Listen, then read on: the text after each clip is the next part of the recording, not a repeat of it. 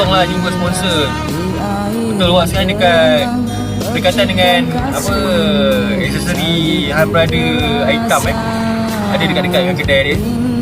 So tak tahulah untuk sebenarnya awak kena buka awak kena buka awak punya ni custom box 27 lagu ni awak kena buka bos Han Brother panggil buka ni panggil buka. Awak dah buka serius, awak bukan main-main ni.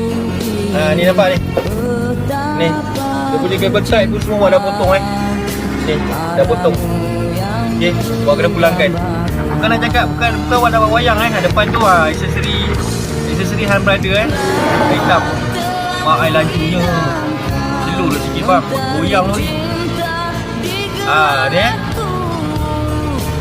so okay, awak difahamkan benda ni, awak kena buka. So awak kena pulangkan, kena pulangkan balik.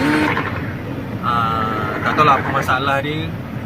So mana yang awak belum tunaikan, minta lagu nombor 6, nombor 7, nombor 8 tu, awak minta maaf lah sampai sini je lah custom box ni. Sampai sini je lah custom box ni.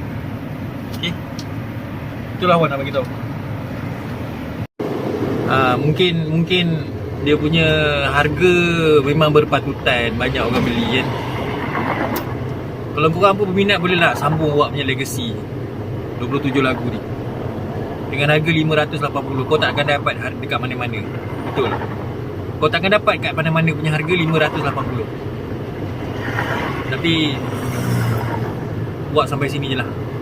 Okay, Assalamualaikum.